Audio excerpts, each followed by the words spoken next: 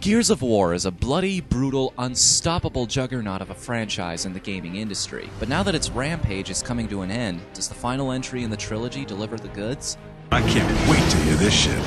In the aftermath of the Great Flood, humanity is still fighting off the Lambent with no end to the battle in sight. However, it's then that series protagonist Marcus Phoenix receives a cryptic disc confirming not only the welfare of his father, but also that wherever he's being kept, he's holding the solution to the Lambent problem with him. The journey to find and help the cause of Adam will take you around 6 to 10 hours, depending on how badly you want those collectibles, with some unique twists here and there that'll keep series newbies and veterans on their toes, not the least of which is the final result of the infamous Save Dom campaign. It borders on fan service at times, but some of these moments feel genuinely real and bring you a lot closer to the characters involved. Huh. You ever feel like you did, but nobody told you? As far as shooting goes, Epic has the formula down to a science by now. Aiming is tight, and the crosshairs always go where you expect them to. There are also plenty of guns to fool around with, from shotguns and sniper rifles to specialty enemy weapons like the Digger, which can burrow a grenade under cover. And the fact that every gun comes with a custom finishing move for wounded enemies is just icing on the cake.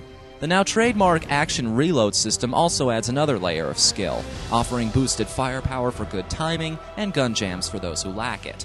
These little touches become especially important once you leave the campaign behind and hop online for some multiplayer.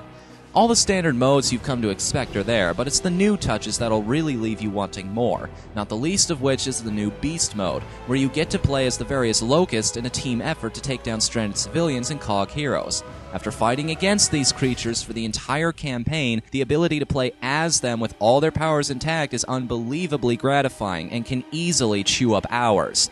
If only the human characters were this diverse and interesting. I can see us, you and me. A couple of kids, a dog. Yeah, a great big bottle of suicide pills.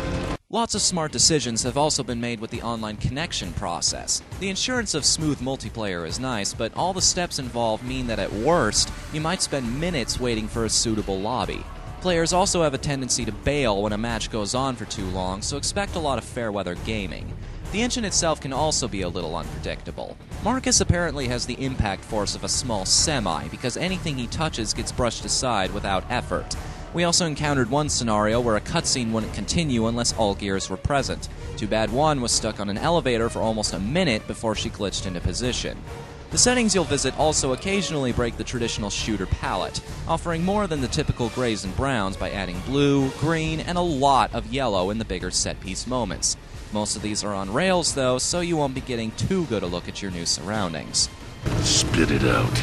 Despite that, Gears 3 has the makings of the best in the series thus far, and might just remain that way now that all the loose ends are tied up.